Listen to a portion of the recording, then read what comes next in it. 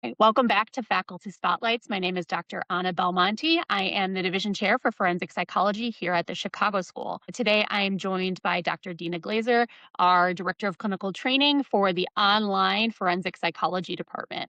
Thank you so much for joining us. Thanks for having me.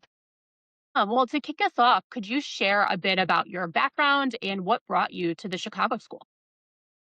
I think one interesting thing is what really led me to the Chicago School is what led me to the Chicago School as a student. And I was an undergrad and I was looking for a graduate school that fit my identity and what type of education I was looking for. And I got the Chicago School materials and really keyed into the culturally responsive, diversity sort of initiatives that the Chicago School is founded on and really integrates into much of our education here.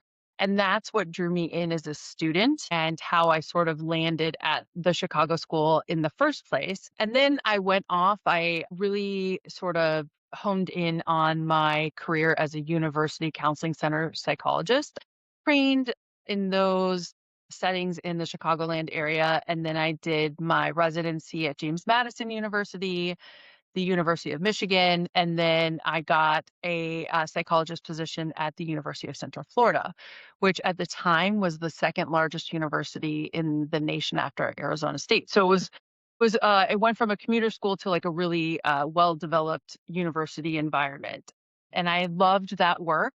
However, I wanted to come back to the Chicagoland area, and I had a strong connection with a faculty member in our clinical psyche program in Chicago, and he let me know about a position opening up in their department focused on training, and I applied and ended up in the program working with students. I didn't really know what the position was at the time, but uh, learned very quickly and spent a lot of time at our Chicago campus.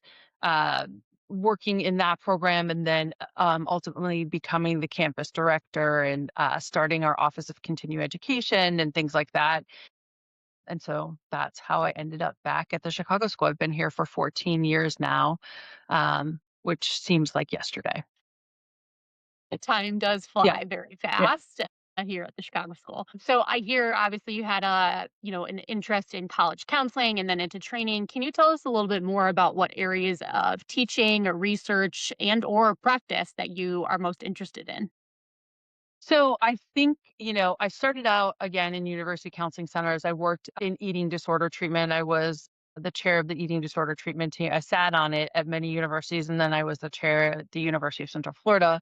But when I came to the Chicago School, I really developed. I was also the supervisor for our predoctoral interns at the University of Central Florida, and I was like a secondary supervisor at the University of Michigan. So I early on had an interest in training, but that really became more highlighted and more part of sort of my identity as a professional when I came back to the Chicago School. And so it's an area of passion. I think that one part that I'm focused on right now is accreditation. I have experience in accreditation.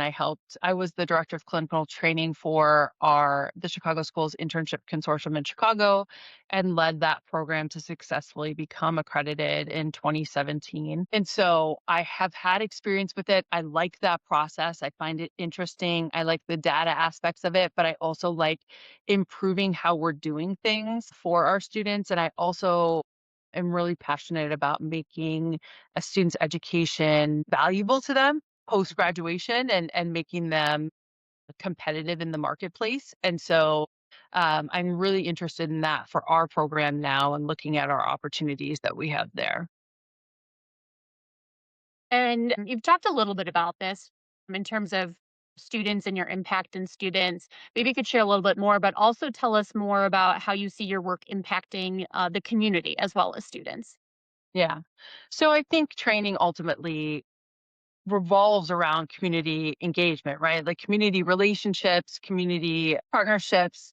One thing I always say to students is you never know who your next great contact is going to be. Mm. Be kind to everybody you meet because somebody might be uh, a next potential partnership or have some sort of impact on your professional career. And so, I think one good example of that is my daughter's a dancer and very involved in the dance community here in Northern California. And I connected with one of the moms whose husband is in charge of most of mental health services for the forensic population prison system for California. And so it was a great just Mhm. a happy meeting or and really productive for me because our online program doesn't work with students in California. It hasn't necessarily affected this program, but other programs I help serve. It has been beneficial and I've been able to make those connections. And also, he's offered to do continuing education Mhm. presentations to our students. And so I think those community partnerships are just so important in being involved in your community. I always tell students, I think a lot of us do that, the mental health practitioner community in general is, tight knit. Everybody kind of knows everybody. But then when you add the layer of forensic psychology on top of it, everyone truly knows somebody who knows somebody or knows people directly. And so got to be very careful, who you're talking to and making sure you're putting your best foot forward in any interaction, even, with a dance recital or a dance show, Right. you never know who Yeah. you'll run into. Yeah. And, who might be able to help Mhm. uh your career or the Yep. career of people around you and people in our field generally are helpers. And so um yeah, I agree with you. It's like always be aware of your surroundings. Yes. So for our program in particular, what do you think makes our program unique or especially valuable to students? So I think what drew me to the Chicago School in the first place, so the focus on cultural responsiveness, identity development, community engagement, all the pillars that the Chicago School is sort of founded on are what make our program specifically so valuable to students. We really start the process of teaching students about identity, understanding, insight, the importance of understanding your worldview versus somebody else's worldview and how that comes into your professional identity as well as your personal identity and helps you develop and evolve as an effective clinician. And so I think what drew me in the first place is what I think we still offer our students and is still kind of like a cornerstone of how we identify as a program. Amazing.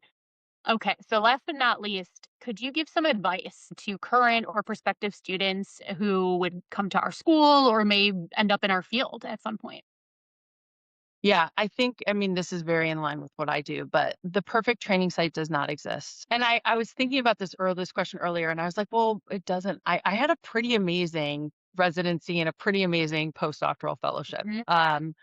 But and that was built on supervisors and quality of the program and things like that. But I had some pretty rough practicum experiences to get to that point. And so remembering that every opportunity you engage in provides an opportunity for learning and growth. And so, even if it's not your most favorite opportunity or experience, engage in it as much as you possibly can. Take from it what is valuable to you and leave the rest, but know that it's just a part of your journey. Yeah, I feel like sometimes students don't realize how much you actually learn from those experiences that are not the ones that you were hoping to get or were not predicting you would get, right? And to your point about not the perfect site, you might have the perfect experience, but maybe you have to travel to get there, and that wasn't Yeah. what you wanted to do, right? There's all these reasons why students end up at sites and what they decide to pick with the opportunities in there. Yeah, I completely agree with you. Yeah. And eventually you get to choose your own adventure, right? Like it's all those experiences that allow you to know exactly what you want for your professional career. So they are teaching you something along the way. Yes, 100%. Mhm. Well, thank you so much for joining us today. I really appreciate all of your thoughts and insights, and I hope that all of the potential students out there, will learn from this. Thank you for having me.